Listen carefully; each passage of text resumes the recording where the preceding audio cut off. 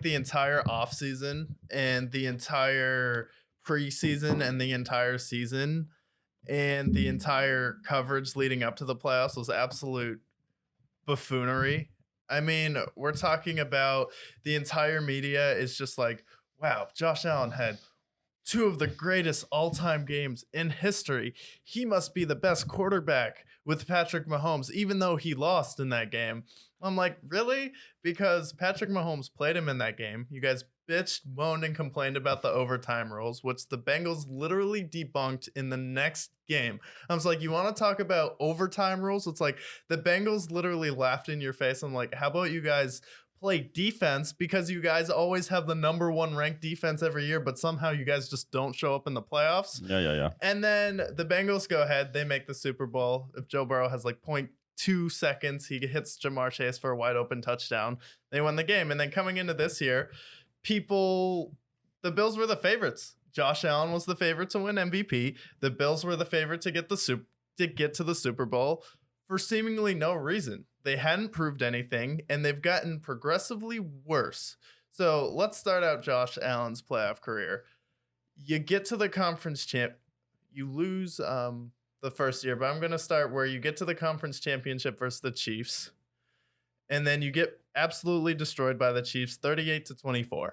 Okay, next year you come back and beat the Chiefs in the regular season. Then you lose to the Chiefs in the divisional round. And then this game, you get blown out by the Bengals in the divisional round. So it's like, this was the game where it's like, I haven't seen Joe Burrow and Josh Allen match up. But so far this season, Josh Allen's been turning the ball over like crazy. I know he's more talented. And I know he has better stats than Joe Burrow, except for the turnovers.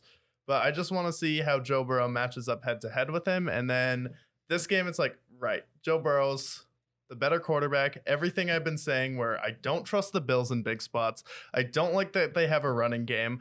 I don't love Sean McDermott in game, and I don't think he makes in-game adjustments, and I don't think he can think very well on the fly. All of these things culminated into one game where I've been called a Bills hater. I've been called a Josh Allen hater. I've been called crazy for thinking Sean McDermott isn't the best coach in the AFC. And then every single opinion I had, basically this NFL season, was vilified in one game. So we're both going to take this moment to gloat, but the Bills so far this season, I was like, inconsistent, don't trust it. Josh Allen, wildly inaccurate. How do you lose to the Jets in a game where you throw 3 interceptions? Then the game before, I was like, this Miami game really shouldn't be a surprise, because Josh Allen has been doing this all year where he turns the ball over 3 times and throws the team back into the game.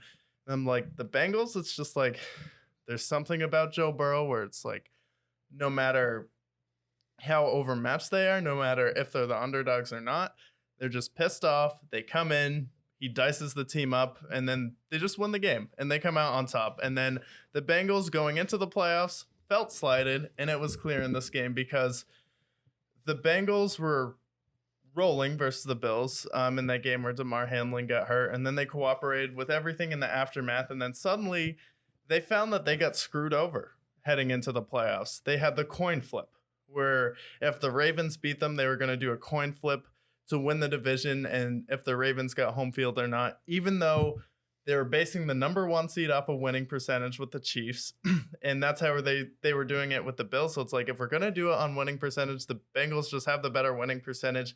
They should be the home playoff game. And then there was the neutral site where the Bengals, if they beat the Bills, they would have been the number 2 seed in the AFC, where they didn't even get a chance to get the neutral AFC site.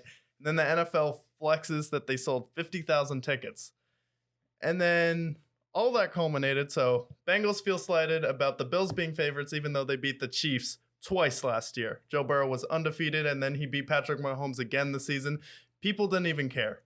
Bengals are slighted because the playoffs heading into it. Bengals are slighted because I watched the pregame. Everyone casually picks the Bills to win this game, except Boomer Esiason, who used to play for the Bengals. So the fact that people are trying to just spin the narrative where they're like, yeah, well, the Bills are undermanned. Undermanned? Really?